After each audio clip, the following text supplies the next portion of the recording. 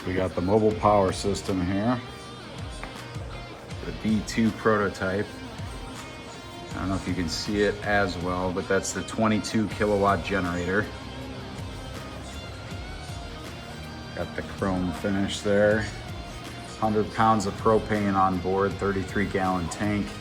You can see the line input here. So that's where the propane tank essentially connects to, feeds the generator. And we're gonna step around to the front.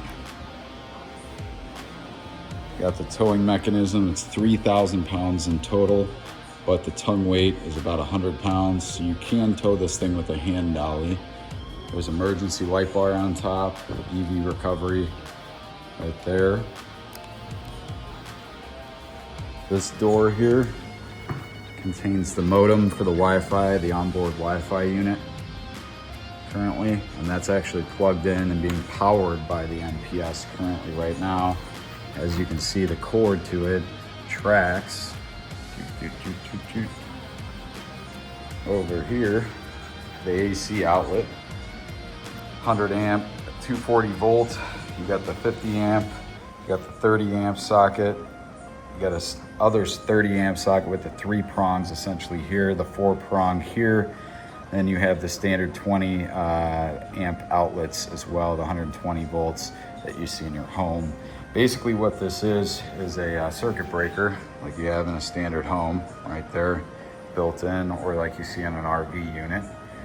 We're gonna come around to the back of the unit. Well, first I'm gonna show you. So that's how the MPS connects to the utility grid. Right there is how the MPS connects to the utility grid. That is using an adapter component that Alan Landowski bought essentially to connect it with the standard 20 amp connection.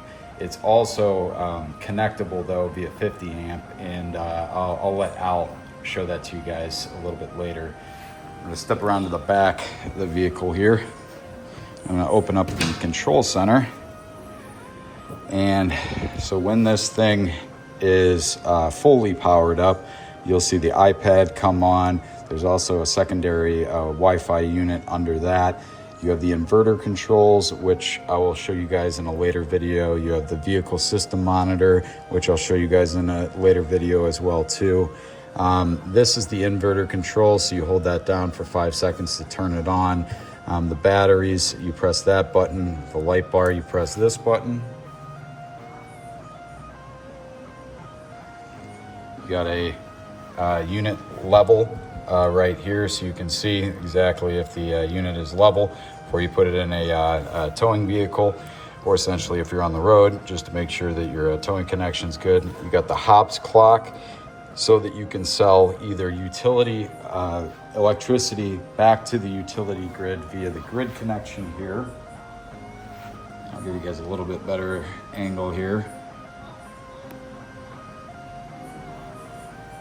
Or you can sell EV charging. So back to the EV charging side of this, I had to grab our cord here, and this is actually one of the 2 patentable aspects or items that we have. Obviously the MPS as a whole is being patented and has a provisional patent on it. This in particular though is about to have a provisional patent filed on it, and what it is it's a dual connected cord that has on one side a Tesla connector cable, essentially as you can see there.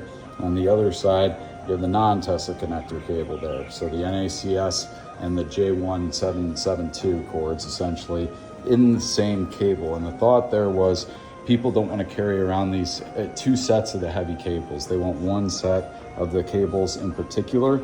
And this is actually our invention. This is nowhere else in the world. And we think that this is going to be pretty big within the MPS's sales model and the different models that it works for. We also think that this is going to be big independently as well too. In Europe currently right now, they're seeing a lot of vandalism on the public use stations. And so a lot of customers, a lot of EV drivers will actually carry 2 sets of cables, but instead now they can carry 1 and they can flip back and forth depending on the vehicle that they're driving, if they have a Tesla and a non-Tesla, whatever the case may be. But I'll show you guys how these connect here. So open that up, If you're charging a Tesla, so let me set this up so you guys can see. Charging a Tesla, essentially, you plug into the top here, J172, or 1772, sorry. So boom, you got the Tesla connector ready to go. Or if you want to charge a Ford F-150 Lightning, you know, any other EV in the world really, you plug in the Tesla connector there and boom, you got that and a CS cord ready to go as well too. So that's a big piece of the pie here, but definitely wanted to get everybody that bit of information. Some other key things here are going to be that it connects without the adapter that I showed you in the beginning of the video. It connects to the utility grid if an installation of this circuit box is essentially made at a property or facility. So without that adapter, this has to be installed at the location for the MPS to be grid connectable, but it is grid connectable with that adapter plug as well too.